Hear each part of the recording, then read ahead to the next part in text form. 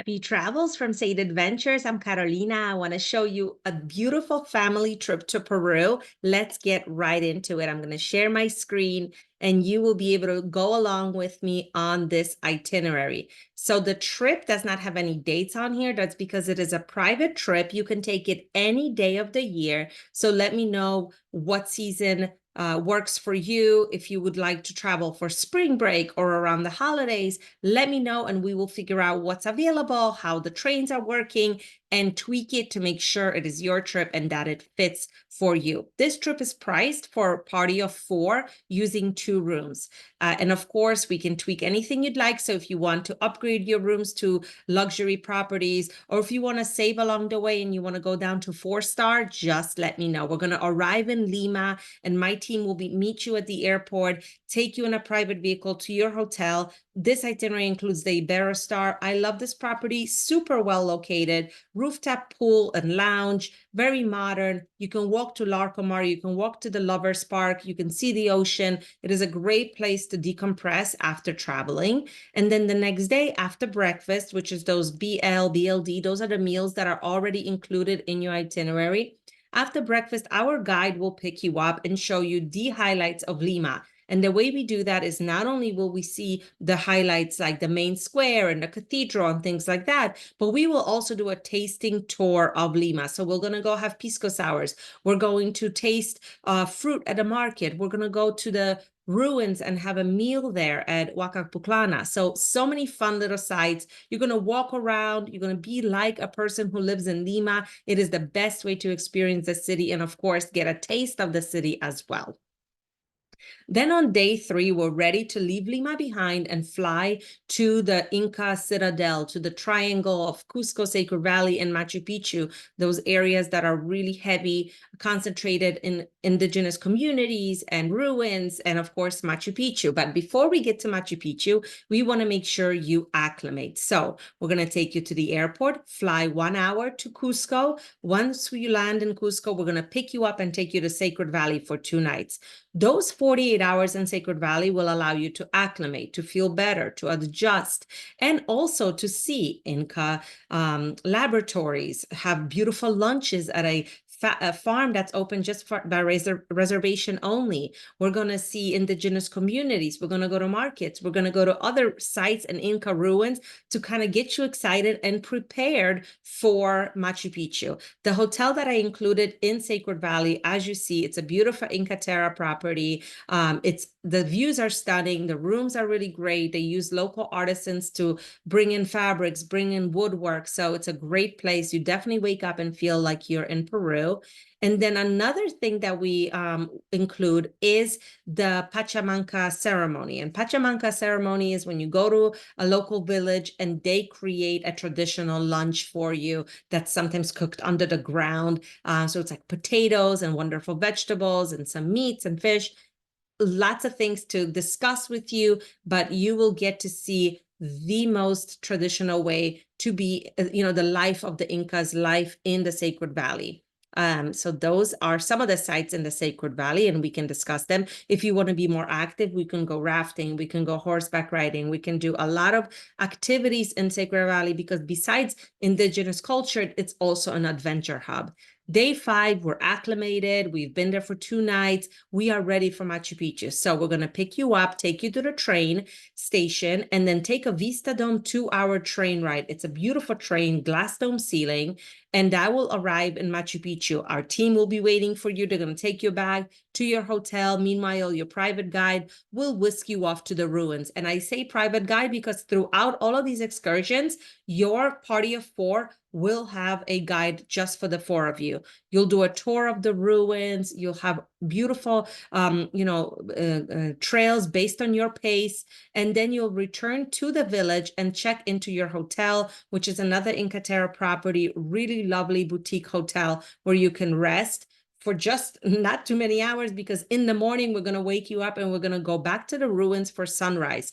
Why do we go back to the Machu Picchu twice? Because going in the morning means way less people. There's only probably 1/3 of the people that will have been there in the afternoon, because many people will have left for the evening.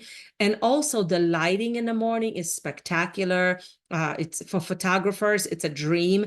And because you're at the mouth of the Amazon here, it might have rained the night before. So if you go back a second day, you might have amazing clear skies. So you definitely want to treat Machu Picchu like the highlight it is and visit twice. Of course, in the morning, you can have access to hikes. So if you are a hiker, we can climb Huayna Picchu, which is that famous peak in the back. You can climb that.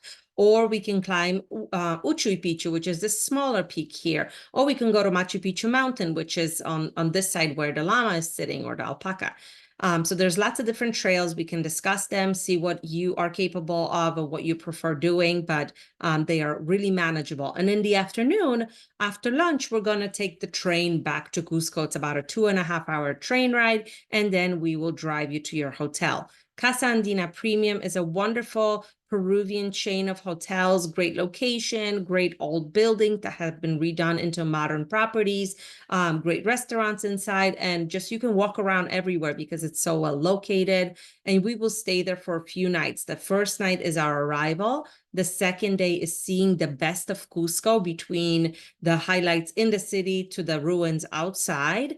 And then the third day will be Palcoyo Mountain. And Palcoyo Mountain is Rainbow Mountain. We can discuss this in detail, but Rainbow Mountain, there's a really famous one, Vinicunca, which is the one that you probably have seen on social media. And Palcoyo is a much calmer, less visited mountain, just as colorful, just as beautiful. I went to both and I really enjoyed this because it was just like this. It was my husband, me, and a bunch of llamas and alpacas and some indigenous people, but really no big buses of tourists. Where when we went to Vinicunca, it's very, very popular. So there's going to be huge crowds of people visiting. So we can discuss that as well. And you will visit that. And I want to mention that we also included a really wonderful Cusco cocktail evening where you go to a few different bars. If you don't like cocktails, we can do tastings of foods or little appetizers just to kind of show you what Cusco is like at night, because it's beautifully lit up. It's a really lively city.